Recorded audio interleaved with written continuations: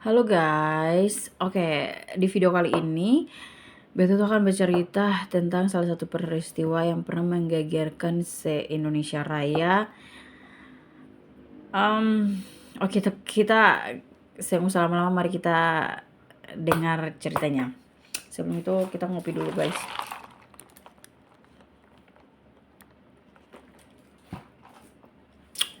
Oke, ada seorang pria namanya Benget Situmorang. Dia biasa dipanggil Impos. Dia dari kecil itu dia hidup dan dia pun nenek, oke. Terus dia karena memang saya ada ijazah, terus dia pun nenek tuh suruh dia cari kerja lah ibaratnya begitu. Nah makanya dia nenek bilang, Benget situ kan bisa bawa oto cobalah saya tuh melamar di terminal, siapa tahu ada yang bisa kasih kepercayaan perse jadi sopir oto gitu. Akhirnya dia cobalah, nah akhirnya dan dia keterima dan dia jadi supir di salah satu terminal di Kampung Rambutan. Oke, setelah itu kerja. Nah, si Benget ini dari dulu ibaratnya dari dia masih remaja, masih terus dewasa. Nah, dia habitnya itu, ingat ya guys, dia habitnya itu kalau punya banyak duit dia foya-foya, huru-hara, selingkuh, main cewek. Pokoknya ya hal-hal yang berkaitan seperti itulah. Oke. Ya, terus kita lanjut. Si Benget ini seiring berjalan waktu dia kerja, terus dia ketemu sama satu cewek, satu perempuan namanya Roini. Oke, tapi Roini itu dia usianya tuh masih muda lah ibaratnya gitu. Nah, setelah itu mereka menjalin suatu hubungan asmara, dan si Benget ini ingin menikahi Roini. Makanya mereka pergi ke Medan untuk ketemu sama keluarga Roini. Nah, di mata keluarga Roini, Benget itu pria yang baik ya, ibaratnya ya pokoknya hal-hal positif tuh semua ada di Benget. Oke, setelah itu mereka menikah lah pada tahun 2000. Nah, kemudian uh, setelah mereka nikah di Medan itu baliklah mereka ke Kampung Rambutan. Berjalan seperti biasa, Benget kerja lagi. Setelah itu Benget ini kemudian ketemu dengan satu perempuan lagi di terminal namanya Ati. Tapi dia tuh saya bilang Pak Ati kalau dia ini tuh berkeluarga. Jadi dia tuh bilang Pak Ati kalau dia tuh masih single, pria lajang lah ibaratnya gitu. Oke. Akhirnya bikin pembuking dong duan itu su nyaman guys, nyaman. Karena dong kan baku dapat harus di terminal nih toh. Su nyaman. Nah sampai Benget nih tuh dia sudah jarang pulang Ikoro ini di rumah. Dia tuh lebih mementingkan tinggal di terminal karena memang ada Ati nih toh. Nah setelah itu pokoknya di mata si Ati ini Benget itu tuh pria yang sangat baik, pengertian, laki-laki yang ramah. Pokoknya dia memperlakukan Ati itu dengan sangat luar biasa baik lah. Oke. Semakin lama muncullah rasa nyaman, dan Ati ini Deng Benget itu tuh merasa sangat cocok. Jadi di posisi ini Ati tuh tahu kalau Benget itu tuh menikah. Oke. Setelah itu mereka berdua memutuskan untuk menikah. Jadi si Benget ini menikah sama Ati. Di satu sisi dia juga punya istri nama Roini. Oke, jadi dua-dua si cewek dua ini tuh saya tahu kalau Benget ini sudah menikah. Oke. Akhirnya pada tahun 2003 si Ati dan Benget ini pun menikah. Nah, rumah tangga si Benget sama Roini ini tuh akhirnya tuh semakin memburuk. Karena apa? Ya pasti si Benget pikiran tak bahagia lah. Dan dia tuh lebih memilih si Ati gitu loh. Nah pokoknya rumah tangga ini tuh semakin hari semakin banyak masalah. Terus sampai di tahun 2025 Benget dan Roy ini pun akhirnya pisah ranjang gitu. Maksudnya pisah rumah lah, susah tinggal satu rumah. Nah, jadi Benget ini tuh dua orang yang sangat berbeda. Di hadapan si Roy ini, Benget ini tuh mulutnya sangat kasar, mengeluarkan kata-kata kotor dan sering menyakiti Roy ini tuh secara fisik gitu loh. Ibaratnya ya KDRT lah segala macam begitu. Tapi si Roy ini tuh dia tuh pikir begini, eh apa sih yang salah dengan beta sampai Benget ini tuh kayak dia tuh kasar per beta? Apa mungkin dengan kedatangan buah hati Benget itu bisa menjadi orang baik, yang lemah lembut, yang pengertian. Nah itu Roy ini berpikir tuh kayak begitu. Nah, akhirnya bikin Roy ini pun hamil. Oke. Nah, setelah hamil yang pertama bikin pebiking akhirnya Roy ini pun hamil yang kedua. Jadi don dua pun anak ini sudah. Oke. Nah, apakah dengan mempunyai anak pengen menjadi yang lebih baik? Tentu saja tidak. Malah Benget ini lebih sering melakukan KDRT sampai Roy ini tuh pernah hampir kehilangan, bukan hampir tapi dia tuh kehilangan penglihatan di sebelah kiri. Berarti ini kan betul begini sebelah kiri sini. Dia mata sebelah sini tuh sampai saya bisa lihat. Karena apa? Karena dapat pukul toh KDRT. Jadi walaupun disepung anak dengan Roy ini sampai anak dua, tapi dia pun tingkah laku yang kayak begitu yang berubah lah gitu. Oke, sampai di tahun 2009 Roy ini tuh hampir kehilangan nyawa karena dicekik sama si Benget. Cekik tuh bahasa apa ya? Cekik, aduh, apa sudah? Ya itulah pokoknya cekik. Kalau aduh lupa lagi, aduh jamare. Cekik, ya, cekik. Lupa. Ya udah pokoknya begitu. Nah, akhirnya Roy ini sen tahu bagaimana Roy ini tuh akhirnya dia tahu kalau Benget ini sepung istri dia namanya Ati ini toh. Nah, akhirnya Roy ini pun dengan sekuat tenaga akhirnya dia tuh bercerai, tetap kekeh bercerai pada tahun 2011. Oh my god, itu 11 tahun cuy, 11 tahun dia mengalami kayak begitu. Kuat banget sih Roy ini. Ya ampun sayang banget Roy ini. Oke, lanjut. Benget ini setelah dia tuh berpisah dari Roy ini tuh, nah akhirnya dia diberhentikan lah jadi supir oto di terminal itu karena memang ada satu masalah. Akhirnya dia nganggur di Real Karma coy. Oke. Kemudian dia itu berbalik haluan lah. Tadinya sopir, dia tuh pikir panjang lah. Terus dia membuka kios kecil, warung soto di belakang terminal Kampung Rambutan. Nah di kios kecil itu pun dijadikan tempat tinggal dia sama Ati di sana. Oke, nah dia ini kan kios kecilnya itu tuh dia kan bikin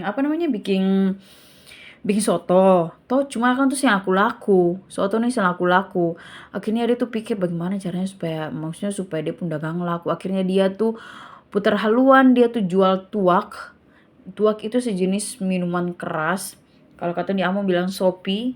Dia jual sopi tapi disembari dengan jual soto. Jadi ada soto sama minuman keras. Dan ternyata guys, itu laku keras. Pokoknya dia dapat untung banyak dari situ. Pokoknya dia dapat untung, banyak duit. Tapi yang tadi sebelum-sebelumnya tuh kan betul bilang kalau dia tuh habitnya tuh kalau banyak duit dia apa? Main cewek, dia foya-foya, huru hara, selingkuh segala macem. Penyakit lamanya balik lagi cuy. Nah dia begitu lagi tuh. Karena dia sebanyak duit nih toh, si benget-benget nih toh, dia tuh banyak duit, dia begitu lagi. Nah, selama dia tuh kenalan sama satu perempuan lagi. Namanya Tini. Nah, Tini ini seorang penjual jamu keliling. Oke. Nah, Tini ini dia tuh kan kerja di Jakarta toh, tapi Tini ini tuh dia tuh sudah punya keluarga di Karanganyar, Jawa Tengah. Oke. Nah, entah bagaimana PDKT-nya atau cinloknya, akhirnya mereka berdua pun menjalin namanya asmara. Wow. Nah, tapi Benget nih yang mengakui, maksudnya dia tuh yang mengakui bahwa Benget tuh ada punya hubungan asmara dengan Tini. Ya kayak zaman sekarang anak-anak Gen Z bilang apa FWB kan. Nah, itulah pokoknya.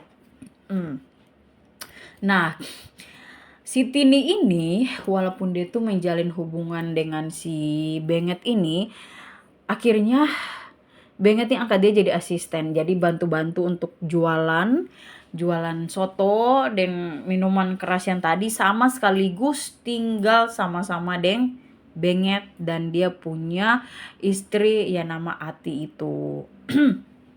Oke. Nah, si siapa namanya rumah tangga Ati sama Benget ini itu yang tadinya harmoni segala macam, tiba-tiba kayak Roy ini tadi tuh toh. Pokoknya tiap hari itu diwarnai sama pertengkaran, KDRT, pemukulan dan lain sebagainya sampai Ati ini tuh babak belur. Nah, dan Tini ini tuh dia tinggal di Benget Dompur rumah. Itu dia sebagai asisten dan dia juga ditugasin untuk merawat si Ati kalau Ati dapat pukul. Oh my god. Pusing dengernya. Sampai Tini itu biasa bawa Ati pemakanan kalau memang sampai sudah pukul sampai sudah bisa berjalan cuma yang di kasur begitu. Tini pun tugas tuh begitu datang bawa makanan rawat si Ati ini. Nah, bagaimana akhirnya Ati ini bisa kehilangan nyawa? Oke, kita lanjut. Suatu malam kedai warung soto ini kan tutup. Oke. Tutup. Setelah itu Benget ini mengajak dia punya istri itu kan Ati kan. Benget ini ajak Ati untuk minum minuman keras si tuak itu. Sampai si Ati ini tuh sumabo, teler, pokoknya teler telalala sudah pokoknya. Nah, dalam keadaan mabuk ini, si Benget itu mengajak si Ati untuk melakukan hubungan suami istri. Oke. Setelah itu, mereka sedang melakukan something like that. Si Benget ini sento dia dapat rasuki dari hantu mana, dari iblis mana. Dia tiba-tiba menghantam Ati berkali-kali dengan tangan kosong. Oke, pokoknya dia pukul Ati sento, tiba-tiba langsung dia pukul Ati begitu saja. Dia pukul Ati sampai Ati ini kondisinya setengah hidup dan setengah mati. Anjay. Setengah hidup dan setengah mati. Tapi masih dalam kondisi bernapas. Nah, setelah itu si Benget ini tuh seret Ati nih toh. Dia setengah sadar nih toh. Dia seret Ati langsung masuk ke kamar mandi. Dan saya tahu bikin apa di kamar mandi. Di kamar mandi nih toh. Dia ambil air dingin, dia siram Ati sampai siram abis itu pukul Ati dengan balok kayu di dalam kamar mandi non-stop sampai Ati itu kehilangan kesadaran. Oh my god, pingsan di situ Ati. Nah, saat dia pun istri ini pingsan, langsung Benget ini panggil dia pun asisten. Benget dipanggil dia pun asisten Tini nih tuh. Tini datang kemari bantu beta per angka si Ati ini masuk ke dalam kamar. Angkat, kasih pindah, taruh di kasur. Oke. Tini ini saya pikir panjang. Tini tuh hanya melakukan apa yang diperintahkan sama si Benget. Oke. Setelah itu taruh di kasur. Si Ati ini kan dalam keadaan pingsan itu. Taruh di kasur. Benget ini dirasuki lagi sama iblis. Oke. Mau tau apa? Dia kas mandi di air nih toh. Kas mandi di air. Setelah itu air mandi itu dia taruh dalam botol 600 ml. Dan don't tahu apa yang dia bikin per Ati. Oh Tuhan. Beta waktu dengar akan saja beta langsung stres. Kok bisa ada manusia yang kayak begini? Oke.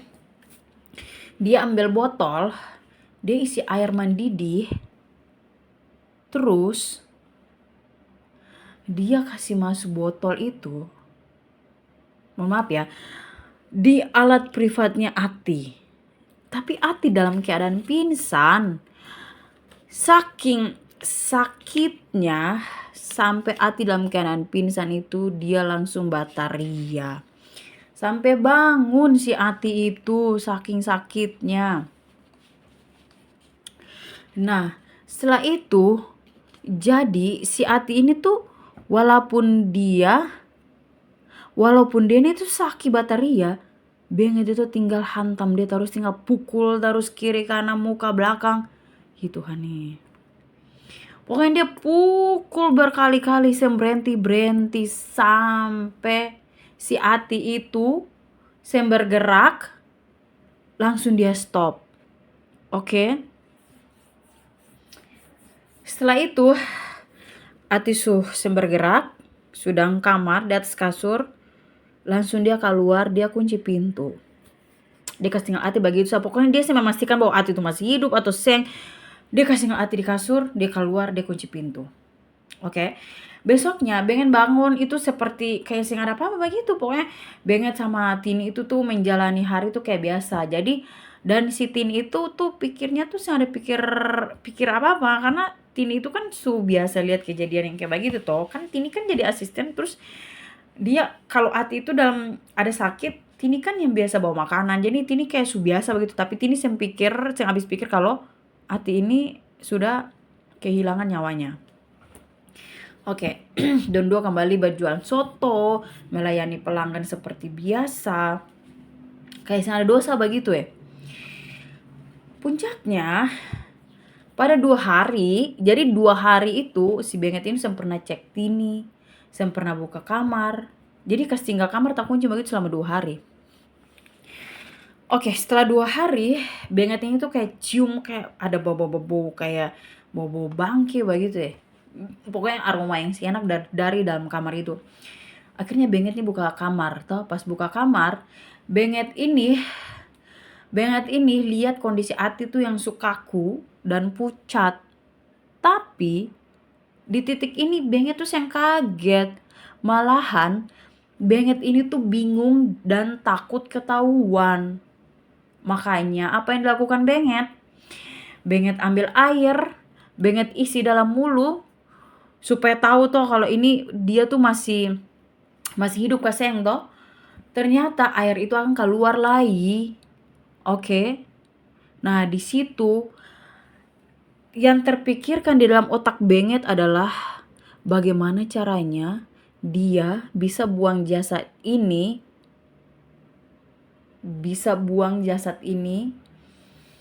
dan dia bisa memisahkan badan si Ati ini biar gampang dibuang. Itu terpikir di otak Benget. Oh Tuhan. Oke. Setelah itu tubuh Ati nih toh yang mohon maaf yang lewat ini,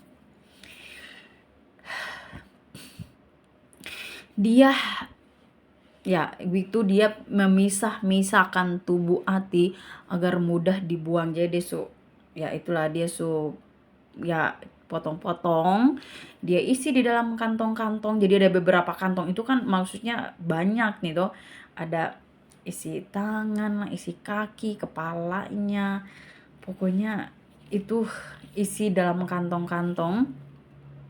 Nah, terus dia rencananya itu besok malamnya baru dia mau buang. Jadi kan kondisinya kan malam nih. Dia potong-potong tapi dia buang hari itu. Dia mau buangnya besok malam. Oke.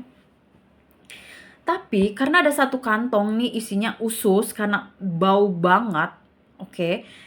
Jadi dia memutuskan untuk membuang kantong itu lebih dahulu. Oke. Setelah itu dia buang tuh. Dia buang di entah yang si usus itu dia buang di mana, intinya dia buang itu duluan. Oke. Nah, si Tini ini ngapain? Nah, si Tini ini menurut investigasi, si Tini ini tuh hanya membantu untuk memberikan alat tajam, masuk kayak pisau atau golok atau parang begitu per dia potong, tapi dia ikut campur kayak untuk masukkan si tubuh Ati gitu, dia cuma bantu pakai si parang sah. Nah, setelah itu besok malamnya itu dia itu menyewa angkot, oke. Kan sebelumnya tuh kan dia kan jadi sopir, jadi dia kan punya relasi-relasi sopir kan banyak gitu kan. Jadi dia menyewa angkot di tengah malam, tapi si orang yang menyewa angkot ini dia pikir mungkin dia mau ke pasar buat beli barang-barang untuk besok dia mau jual soto kan. Nah, makanya dia kasihlah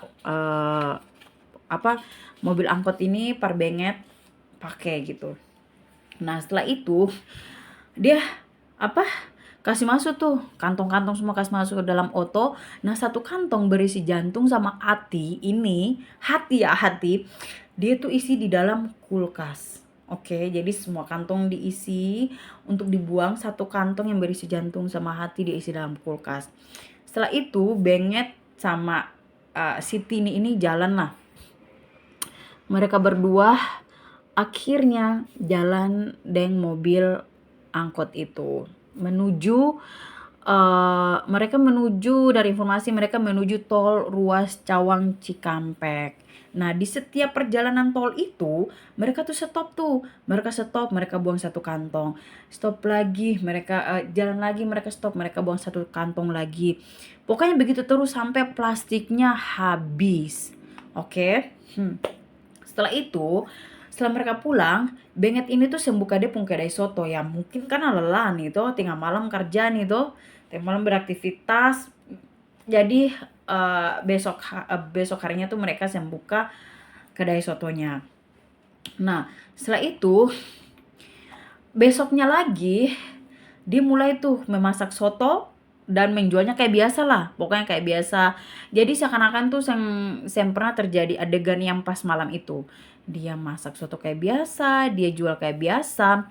Nah, setelah itu dia tuh di tengah-tengah hari tuh sen tahu apa yang masuk di dalam dia pun pikiran, mungkin iblis masuk dalam dia pun otak ini. Dia tuh ingat, beta kan ada punya satu kantong plastik di dalam kulkas yang isi jantung dan hati. Oke. Dan tahu apa yang dilakukan Benget? Dia ambil kantong tas baribot itu yang isi hati dan jantung itu. Kemudian dia campurkan di dalam soto dan sebagian lagi digoreng. Oh Tuhan, oh my gosh. Stres gue bacanya. Setelah itu, soto itu disajikan di warung sotonya. Nah, mungkin pada saat itu ya, warung sotonya tuh sepi, sentral banyak orang yang makan gitu. Dia panggil orang-orang, do mau kasih yang makan soto gratis, ini kesini, makan soto gratis. Akhirnya orang-orang yang lewat itu makan soto gratis yang berisi organ-organnya si Ati. Oh my god, ini rasanya apa ya?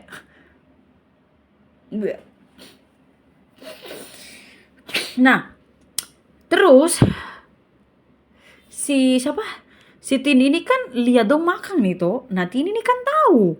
Nah, Tini itu sampai lihat dong makan tuh, Tini tuh sampai kayak mau muntah-muntah begitu. Nah, Tini tuh pengen bilang ke orang-orang itu bahwa itu kan di dalam soto itu kan ada organ dalamnya si Ati. Tapi Tini itu yang punya keberanian buat bilang begitu. Paham gak sih? Oke, jadi Tini tuh kayak kasih tinggal begitu saja. Oh Tuhan. Nah, setelah itu Dondo dapat tangkap itu karena ada temuan itu organ-organ di sepanjang jalan tol. Terus polisi ngecek CCTV, ketemulah angkot itu dan mereka nyarikan nomor plat angkotnya dan ketemu di situ. Dan kemudian mereka menelusuri dan ketemu si Benget. Dan intinya Benget dan si Tini itu dites psikologis dan hasilnya mereka berdua tidak mengalami kelainan jiwa. Intinya mereka yang gila begitu ya. Artinya Dondo tuh sadar akan melakukan hal keji seperti itu. Oh Tuhan. So, tanggal 26 September 2013, Tini itu terbukti membantu dalam penghilangan nyawa terhadap Ati, dan Tini itu divonis 14 tahun penjara. Tapi Benget ini sebelum divonis, dia meninggoy duluan di dalam penjara karena paru-paru basah atau pneumonia. Semoga sebenarnya dia tuh bukan karena paru-paru basah, tapi karena dapat hantam dari orang-orang di penjara. Semoga aja sih. Karena itu gila banget anjay. Stres dengar video kali ini. Kok bisa begitu ada orang-orang begitu ya? Oke guys, sekian untuk video kita di hari ini, saat ini. Intinya kepala saya sakit dengar cerita kali ini. Oke, kata-kata untuk video kali ini, sungguh manusia itu jauh dan sangat jauh mengerikan daripada iblis. Pokoknya iblis itu sampai goyang kepala gitu loh. Benget kan udah meninggal kan ya? Itu kalau dia baku dapat iblis, pasti iblis bilang sepuh. Begitu sayang ya. Ya Tuhan. Oke, semoga almarhum Ati tenang di alam sana, dan semoga keluarga yang kehilangan diberikan ketabahan, amin. Dan semoga kasus seperti ini tidak terulang lagi ya guys. Oke, sampai ketemu lagi. Bye.